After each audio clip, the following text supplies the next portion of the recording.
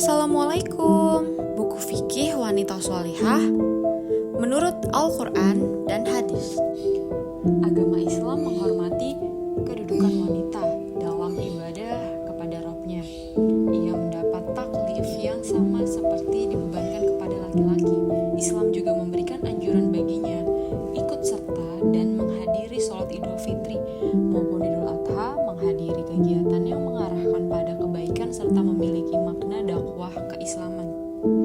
Banyak ditemukan keterangan hadis yang orientasinya ke masalah tersebut, yakni dalam hadis riwayat Bukhari dan Muslim, di mana di sana telah dijelaskan bahwa Rasulullah memerintahkan wanita untuk keluar menghadiri tempat-tempat kegiatan, baik kalangan wanita yang mendekati usia balik, gadis yang dipingit, juga wanita yang terkurung, dan para perawan hingga para wanita yang haid. Semuanya diperintahkan untuk keluar secara mandiri dan menghadiri acara keagamaan, bahkan menghadiri undangan kaum muslimin.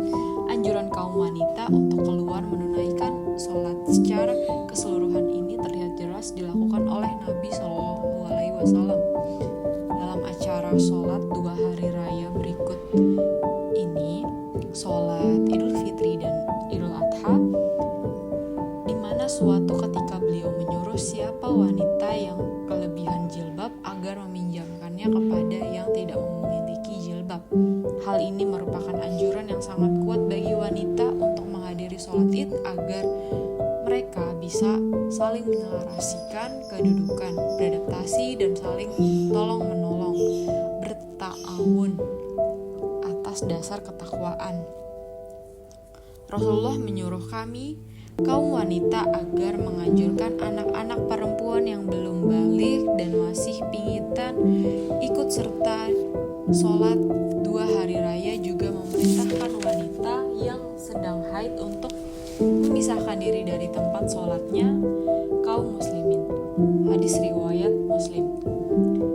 Dalam kitab Sahih Bukhari disebutkan, kami diberitahu Muhammad bin Salam, ia berkata, kami diberitahu Abdul Wahab dari Ayub, dari Hafsah bin Sirin, dia berkata, kami mencegah anak perempuan mendekati balik untuk mengikuti sholat Idul Fitri dan Idul Adha. Lalu datang seorang wanita singgah di rumah Bani Khalaf. Dia meriwayatkan hadis dari saudarinya. Kebetulan suami dan saudarinya ini pernah berperang bersama Nabi hingga 12 kali peperangan. Sementara saudarinya juga pernah mengikuti perang bersama Rasul selama 6 kali peperangan. Dia, saudarinya, berkata, kami pernah mengobati orang-orang yang terluka dan mengurusi orang-orang yang sakit. Lalu saudariku bertanya kepada Nabi Allah Muhammad, berdosalah jika salah satu dari saudara kita tidak berjilbab, tidak ikut keluar sholat Id.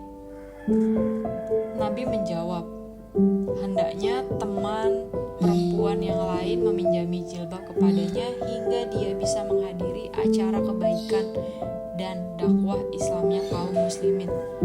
Hafsah berkata, ketika Ummu Atiyah datang, maka saya pun langsung menemuinya dan bertanya, hai Ummu Atiyah, apakah engkau pernah mendengar Nabi berkata demikian?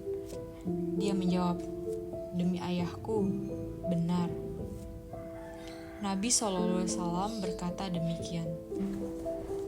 Saat itu dia tidak menyebutkan apa-apa selain ucapannya, demi ayahku. Aku telah mendengar darinya ayahku berkata. Darinya, maksudnya ayahku berkata, hendaklah anak perempuan mendekati balik yang dipingit benar-benar mau keluar. Wanita yang haid juga ikut keluar dan hendaklah mereka ikut serta pada acara hikmah dan seruan bagi kaum mukminin. Sedangkan wanita yang haid hendaknya ia menjauh dari tempat sholat. Hafsah berkata, aku bertanya kepada Ummu Atiyah, apakah berlaku demikian bagi wanita yang haid? Dia menjawab, benar. Bukankah wanita haid itu juga turut serta di Arafah, ikut ini dan ikut itu? Al-Bukhari yang meriwayatkan dalam redaksi lain dari Ummu Atiyah ini berkata, pada hari raya kami diseru untuk keluar, bahkan kami mengikut sertakan para gadis pingitan serta wanita haid. Mereka ini berada di belakang banyak orang sambil bertakbir selayaknya takbir mereka, memanjatkan doa sebagaimana mereka berdoa. Semua mengharap berkahnya di hari mulia itu dan kesuciannya. Hadis sahih ini memberikan petunjuk yang jelas mengenai kepedulian Nabi terhadap keuntungan intelektual maupun spiritual bagi wanita. Ia memerintahkan semua wanita untuk keluar salat hari raya, termasuk mereka sedang haid.